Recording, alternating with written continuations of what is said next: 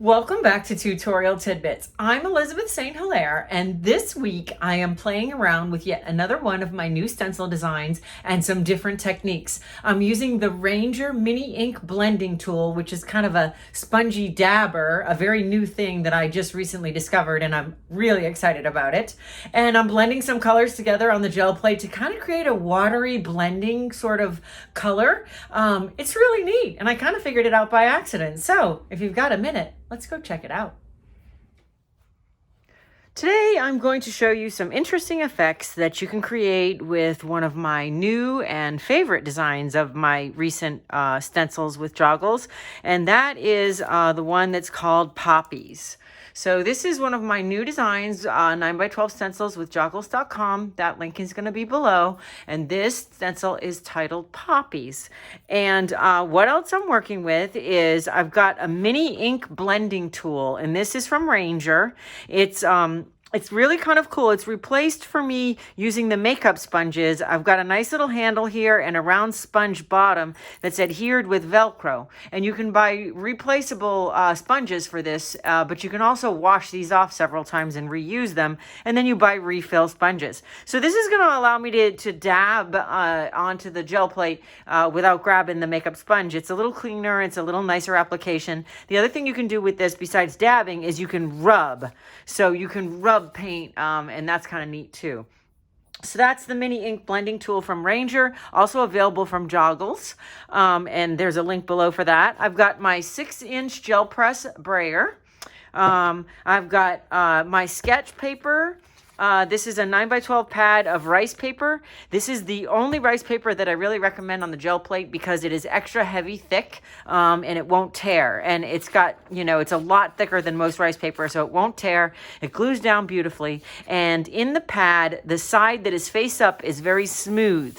It's that smooth side that you want to put face down onto the gel plate because it won't stick on the smooth side, but the back side of the paper, when you open up the pad, the back side of the paper is rough, and that side you don't want to put down on the gel plate, just the smooth side. So that's the rice paper in the 9x12 pad.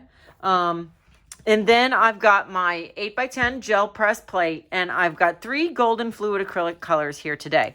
I'm using phthalo blue-green shade, teal, and iridescent bronze. And all of these colors are pretty opaque, which is kind of neat because sometimes, most of the time, the majority of fluid acrylic colors are translucent. But how can we tell how opaque they are? Well, we look at this swipe of color on the front of the container. For a comparison, here's what that swipe looks like on a very translucent manganese blue hue. You see how you can see those black tick marks through it really clearly? That lets you know that this pigment is very translucent. But what you're going to notice about iridescent bronze, teal, and phthalo blue-green shade is that we don't really see those tick marks through it. So these are heavily leaning towards opaque. Teal is definitely opaque. Bronze is very close, and phthalo blue is probably third in line. So this is kind of an interesting combo of rather opaque fluid acrylics.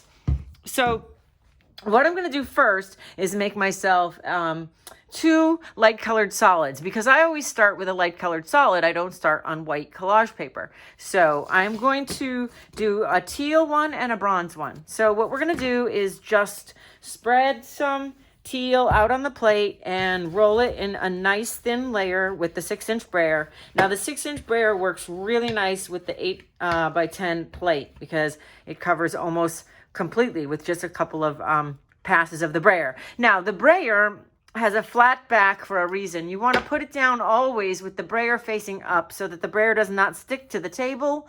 And this is my non-stick craft mat. So it doesn't stick to the table or it doesn't stick to paper or whatever you put it down on. So you always want to put it face up.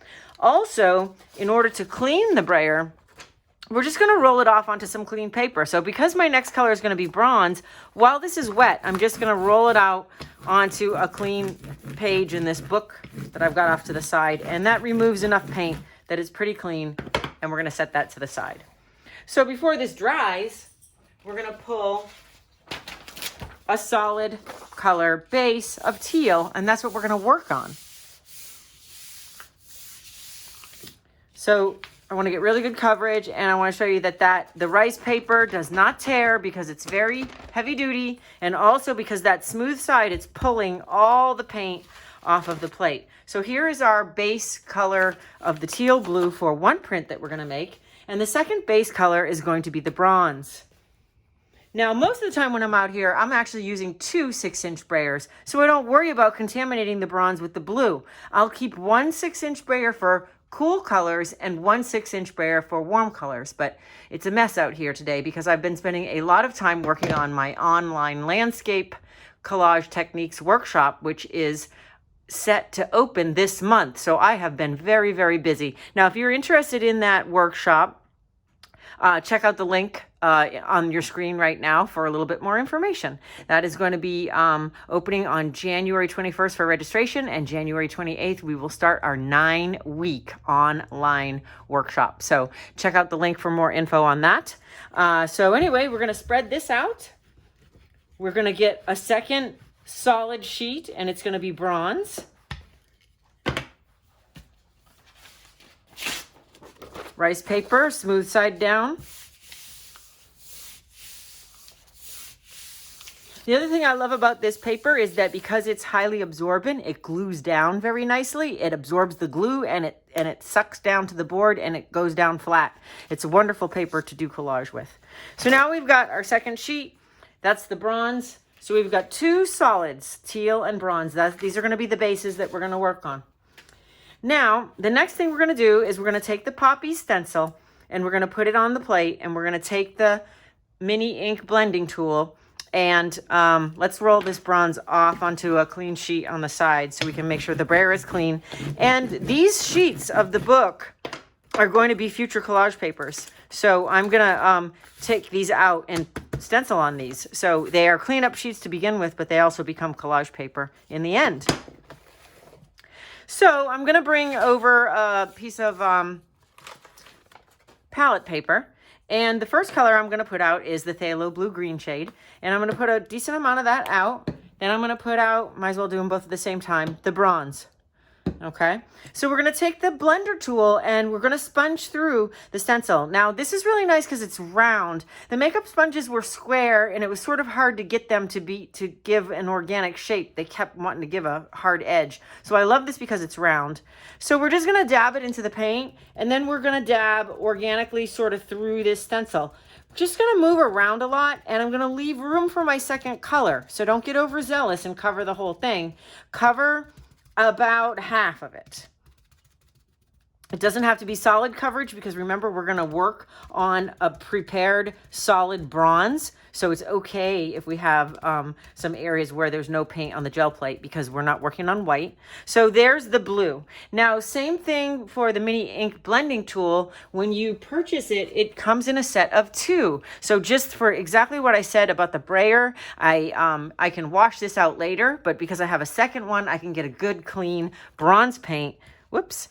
And so I'm going to now dab in the bronze, and what I want you to do is dab into the blue in a manner that starts to blend the 2 colors together.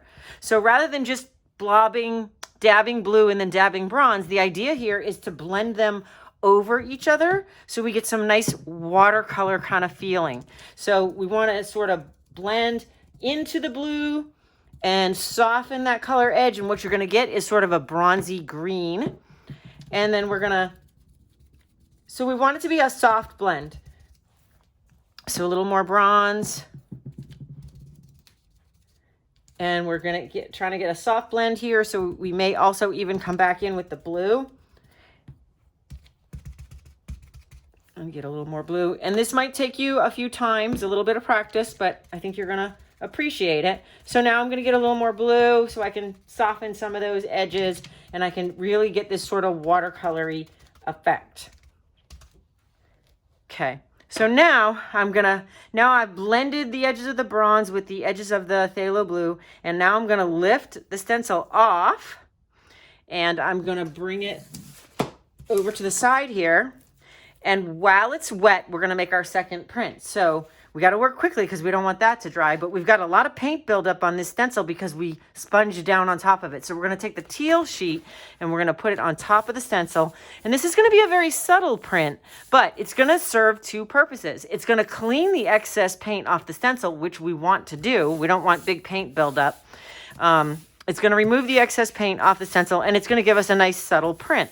So we're going to lift this, and you're going to have a really nice subtle bronze and blue impression on that sheet. Now, if you want to keep these stencils really super clean, you would have a warm soapy water basin, like a dish basin off to the side. And at this point, you would grab this and throw it in the basin of warm water so that it could be stay wet so the acrylic doesn't dry and you can rinse the stencil off later. So that's what I would suggest if you really want to keep your stencils very clean. All right, I'm not too worried about that. So working quickly, we're going to grab that bronze sheet and we're going to pull this print. So now we're going to get this watercolory soft effect with our two color blended on the bronze prepared sheet. So now when I pull this up, we have a nice soft blended edge of those two colors. And I love the way this looks, the way it's soft because of the mini ink blender tool being round and being spongy and us blending, going back and blending the edges of the two colors. So rather than plopping the circles of the color down separate, we're sort of blending them together. Now I've got another ghost print on here. If I only had a piece of paper to print it on, well, maybe I do. Maybe I can take these out of the book and grab that. Could be dry by now, but we could also get another couple of sheets of interesting paper with cleanup. So this is basically cleanup, but it could end up being something really interesting. So let's see what we get. So we get a little subtle bit of the stencil on there. Not too much. I think it dried. It is subtle, but it's there on a little bit, but it dried. But that is, once that's dry, what we can do is we can pull the print by adding another layer of paint. Now, I don't know how well this will work. We have to come up with a contrasting color, and what I see on there mostly is bronze more than the blue. So in order to get the bronze, we might have to go, we would go darker than the bronze, but the blue is darker than the bronze. We could lose the blue. Decisions. All right, let's use that manganese blue that we've got on the table. We'll lose the blue using this, but we might get the bronze. So whenever there's paint pattern left on your plate and it's too dry to transfer, like it really didn't transfer here, we're going to put another layer of paint right over. And the moisture from this layer is going to cause the plate to release everything that is underneath it on that lower layer. So the caveat right now is choosing the right color to go over the top so that we can see what was left behind on the plate. So we'll see. As much as I love bold, sometimes subtle is good. So this is going to be subtle. So we're going to put the rice paper on here, and the manganese blue moisture is going to cause the plate to release everything else that was left on that lower layer. And we might just get another print out of this. Oh, it's stuck a little bit, just a smidge. Very subtle, but you can see the poppy stencil there in the bronze metallic. You can see it. It's very subtle. So this could be a base for another layer. Except that little spot, my plate is clean. So we could do another layer of bronze on top of this, but this would be a base for something else. So then what we achieved was with the teal cleaning off the stencil, we get this really nice subtle sort of ghost print. And then we have that really nice watercolory blend. Now, you don't have to use the colors that I used here today. The key is the contrast. So the bronze is much lighter. The bronze base sheet is much lighter than the greenish and the bronze mixed together. So we get that showing up. So you just need to have a contrast. So basically what we had in our colors was a light, a medium, and a dark. Okay. And as far as metallics go, besides bronze, there's of course silver and there's gold. you can experiment with that. So here's your tidbit for the day. These are my, this is my new design of stencil called Poppies with joggles.com, and that link is going to be below. And I encourage you to check out my online landscape workshop. It opens for registration on the 21st, but you can get all the details by clicking that link that I shared previously in this video. So thank you so much for being here. Happy Friday. I'm sorry this one is publishing so late in the evening. You'll probably see it on Saturday morning. But like I said, I have just been working away on that landscape workshop. So happy Friday, and thank you for being here.